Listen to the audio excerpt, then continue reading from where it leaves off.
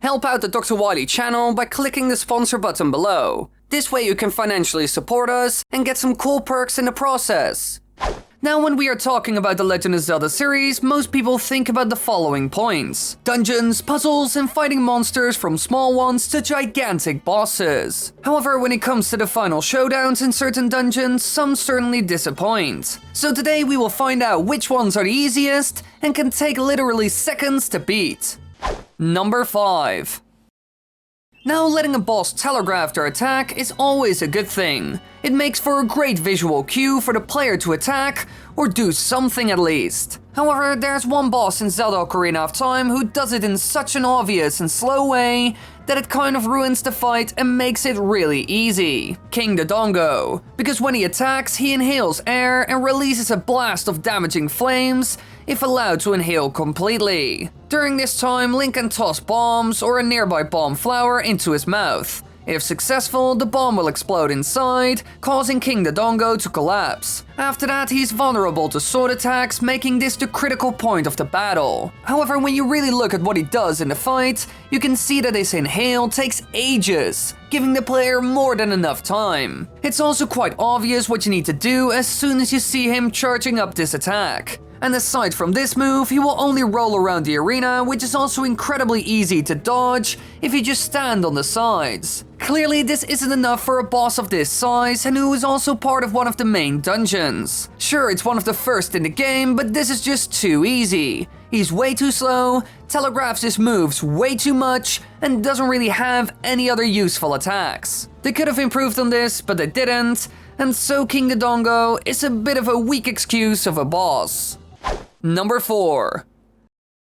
Some bosses certainly try their best to be interesting and fun. Goma from the Wind Waker even succeeds in this, but fails as well. He was placed by Ganondorf below the resting spot of the Spirit of the Sky Valoo, high on Dragon Roost Island's peak, without the Sky Spirit knowing anything about it. Goma's presence repeatedly torments Valoo, and thus angers him enough that he becomes violent and unpredictable. To defeat the beast, Link must wait for an opening to grab onto Valoo's tail, which dangles from the roof, while avoiding Goma's pincers. When Link swings to safety, part of the chamber's ceiling falls onto Goma, cracking her armor. After repeating this process a couple of times, the armor will be destroyed, and Link can now grab it with the grapple and attack. While this process of taking down this monster sounds impressive and certainly a lot of fun, there's one problem. No, it's not the telegraphing over here, because that isn't overdone in any way. The real problem is the cracking of the armor segment. This can be done in seconds because you can just grab the tail again, and again, and again. This also goes for its face when it finally lost all of its armor, making this a fast and incredibly easy fight. There isn't really a delay or thing stopping you from just spamming your grapple to get the tail or its face. So while I like the idea of the whole breaking down the toughest nails armor, it doesn't really work. In the end, this boss just became incredibly easy and comes down to spamming the grapple and hitting it a bunch. Number 3. Now, aside from our big dino friend, there's another boss in Ocarina of Time that doesn't really do a good job at stopping Link. And with this boss, its major flaws are actually seen in every speedrun of the game on the planet. Morpha, a being that has complete control over the water in the room, moving swiftly through it, and creating long amoeba-like limbs. While the amoebic liquid is impossible to penetrate when in large concentrations in the pool, whenever a single arm rises and latches upon the land, the liquid becomes thin enough to pierce with the spike of the long shot. So Link must hook it and slash at it while it's on land during its critical point. However, there's one trick in the book that makes this entire fight basically useless and gets rid of the thing in seconds. The Almighty Corner. This one major flaw is why this boss is so easy. Every speedrunner exploits this by just grabbing it and throwing it in the corner. Here you can just whack your sword at it for a bit, and in seconds this boss is defeated. Clearly this fight is ridiculously easy. And I will even be honest, I don't even know all Morpha's moves, because I haven't seen them ever thanks to this trick. So yeah, it certainly has some problems. Number 2.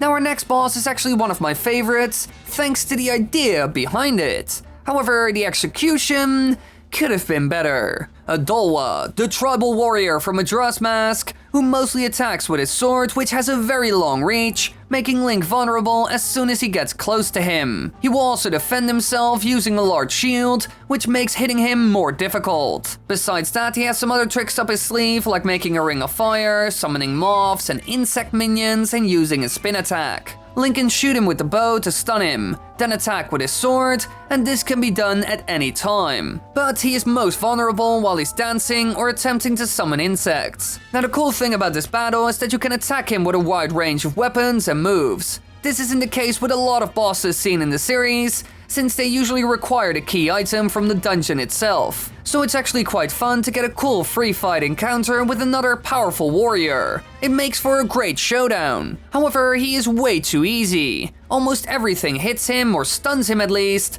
and if you combine this with the power crouch stabbing, then it's just laughable. Most people will never see the bugs or fire ring, because you can just spam shoot arrows and then strike. So while the idea is fantastic, he's just too easy to take out. He's weak to a lot of weapons, sadly enough. Number 1.